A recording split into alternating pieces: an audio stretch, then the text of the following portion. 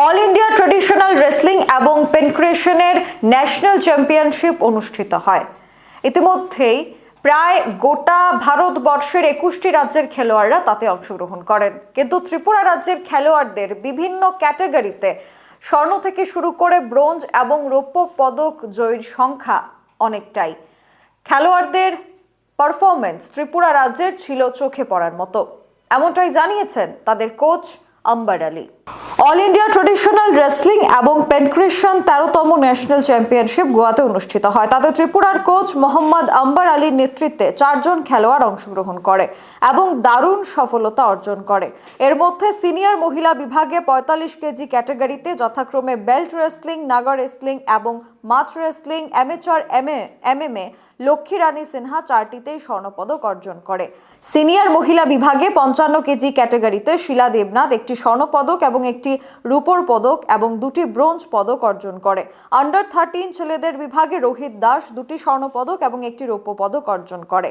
Under 13 মেয়েদের বিভাগে অস্মিতা দেব একটি রৌপ্য পদক এবং 2টি ব্রোঞ্জ পদক অর্জন করে। খেলাটি অনুষ্ঠিত হয় 7 থেকে 12 জানুয়ারি গোয়ার পেডম স্পোর্টস কমপ্লেক্সের ব্যাডমিন্টন হলে। তাতে ভারতবর্ষের 21টি রাজ্যের খেলোয়াড়রা অংশগ্রহণ করেন, কিন্তু ত্রিপুরার খেলোয়াড়দের এই দারুণ সফলতা চোখে পড়ার মতো ছিল।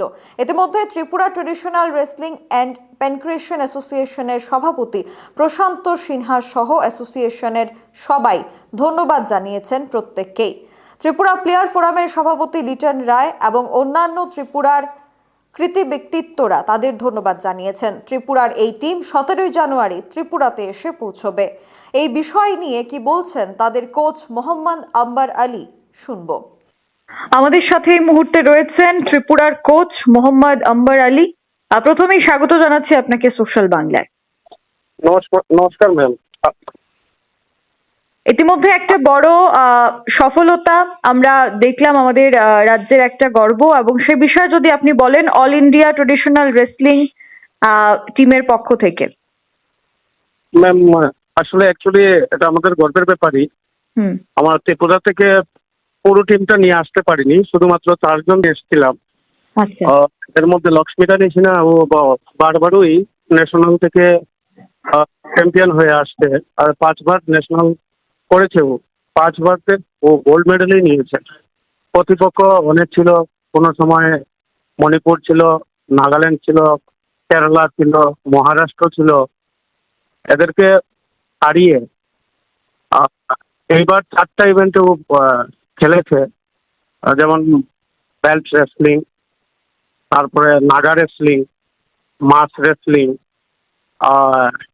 তারপরে ফাইটিং ইভেন্ট যেটা অ্যামেচার এমএমএ, প্রত্যেকটাতেই 4টা 5টা করে কম্পিটিশন করে গোল্ড নিয়েছে। সিনিয়র বিভাগে মহিলাদের ওর ওজন 45 কেজি। তারপরে শিলা দেবনাথ, ও ভালো খেলেছে, একটাতে গোল্ড নিয়েছে, তারপর সিলভার একটাতে নিয়েছে, আর 2টা ব্রোঞ্জ দিয়েছে। আর আন্ডার 13 ছেলেদের বিভাগে রোহিত দাস, ও প্রত্যেকবারই ন্যাশনাল থেকে গোল্ড মেডেল নিয়ে যাচ্ছে।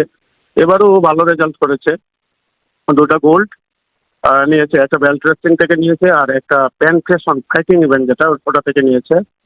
আর বেল্ট রেসলিং এর সময় ও ফাইনালে ওয়াক আউট হয়ে গেছে, কারণ ও ওই টাইমটার মধ্যে একটু মানে টাইমে গিয়ে রিক্রুট করতে পারেনি। এটা আমাদেরই একদিকে দুর্বলতা বলে নিতে লাগবে, কারণ টাইমিংটা মিস হয়ে যাওয়ায় ওই কম্পিটিশনে ভাগ নিতে পারেনি, যার কারণে ওকে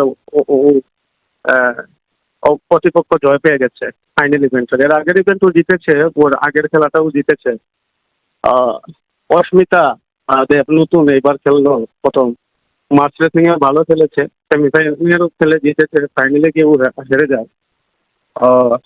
বেল্ট রেসলিং ইভেন্ট আর ওই পেনক্রেশন ইভেন্টেও সেমিফাইনাল পর্যন্ত খেলতে পেরেছে। তো সব মিলিয়ে আমরা ম্যাম ভালোই রেজাল্ট করেছি। আমাদের গোল্ড এসছে ত্রিপুরার পক্ষে 4টা গোল্ড, 3টা সিলভার, 4টা ব্রোঞ্জ আমরা জয়লাভ করেছি।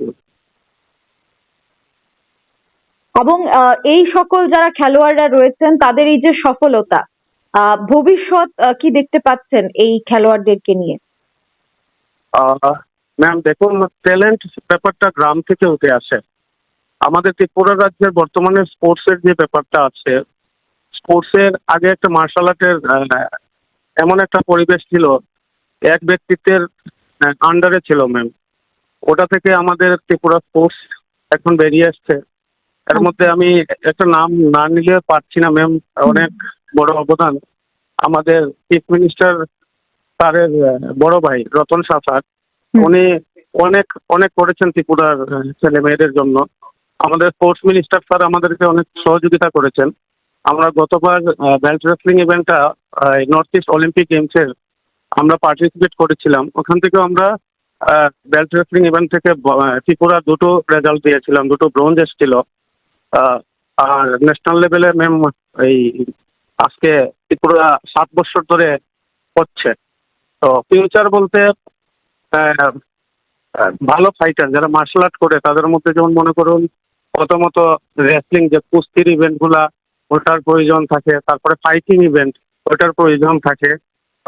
আর মেয়েরা ভালো করছে ম্যাম, সবচেয়ে বড় ব্যাপার। আর গ্রাম থেকে উঠে আসে মেয়েরা করছে, যেমন লক্ষ্মী রানী সিনহা একদম একটা গরিব ফ্যামিলির মেয়ে, বাবা হ্যান্ডিক্রাফটস, মা কাজ করেন ইয়েতে। অনেক সময় এনটিপি অন্যান্য ব্যাপার আমাদের প্রেসিডেন্ট আছেন, আমার ত্রিপুরা স্টেটের প্রেসিডেন্ট, আমার ট্রেডিশনাল ড্রেসিং অ্যান্ড পেন্ট্রেশনের প্রশান্ত সিনহা, উনি নিজে অ্যারেঞ্জ করে দেন। আমরা নিজেরা এদিক ওদিক থেকে ম্যানেজ করে ওদেরকে পাঠাচ্ছি। এখন একটা রাস্তা এসছে ত্রিপুরার, যদি আমাদের স্পোর্টস মিনিস্টার বলুন, আমাদের রতন শাহ স্যারই বলুন, একটা ভালো একটা প্ল্যাটফর্ম এনে দিয়েছেন আমাদেরকে। এখন আমাদের মতো কোচ যারা আছে, আগে আমরা ম্যাম আমি অনেক ভালো প্লেয়ার ছিলাম, খেলতাম, কিন্তু ওই জায়গাটা আমি পাইনি। এখন গ্রাম থেকে ওই রত্নগুলোকে তুলে এনে মানে ত্রিপুরার নাম পুরা উজ্জ্বল করছে। এবং আমাদের যে স্বপ্ন ছিল ওই ব্যাপারটাও ম্যাম লাগছে যে কিছু একটা হবে বা কিছু একটা করব। এখন প্রায় সময় আপনি দেখতে পারবেন ত্রিপুরার স্পোর্টসের ব্যাপারে অনেক গ্রামের, যেমন কুরাশের একটা মেয়ে ভালো রেজাল্ট করেছে আমাদের ইয়েতে না, traditional wrestling and penetration association না, কিন্তু কুরাশ অ্যাসোসিয়েশন থেকে একটা মেয়ে খুব গরিব রিসেন্ট কয়েকে যথাসম্ভব ভালো পারফর্ম করছে। তো সরকারও অনেক দিক দিয়ে আমাদেরকে সাহায্য করছে। স্পোর্টস মিনিস্টার বিভিন্ন ব্যাপারে আমরা যখন ওনার সঙ্গে মিলতে চাইছি, কথা বলার চাইছি, উনি দেখা করছেন, কথা বলছেন, আমাদেরকে বোঝাচ্ছেন কিভাবে কি করতে হবে না করতে হবে।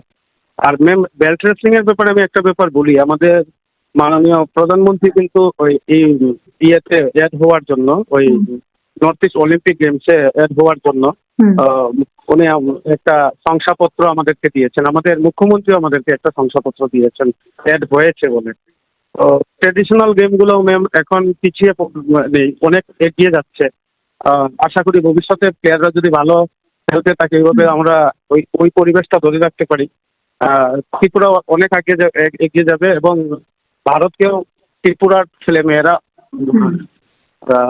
আমাদের কর্মপক্ষার ম্যামের মতো, উনি এখন অলিম্পিকের প্রেসিডেন্ট, কিন্তু দীপা কর্মকার ওনার মতো আরো অনেক দীপা চলে আসবে ম্যাম ত্রিপুরা। নিশ্চয়ই। আপনাকে অসংখ্য ধন্যবাদ। আমাদের ত্রিপুরা রাজ্যের গর্বদেরকে সাথে নিয়ে আপনিও তাদের পেছন থেকে আপনি তাদেরকে উৎসাহিত করছেন। অসংখ্য ধন্যবাদ জানাচ্ছি আমাদেরকে সময় দেওয়ার জন্য। ধন্যবাদ ম্যাম, ধন্যবাদ। এখনকার মতো সংবাদ এখানেই শেষ করছি। পরবর্তী গুরুত্বপূর্ণ খবরাখবরের জন্য চোখ রাখবেন সোশ্যাল বাংলায়। নমস্কার।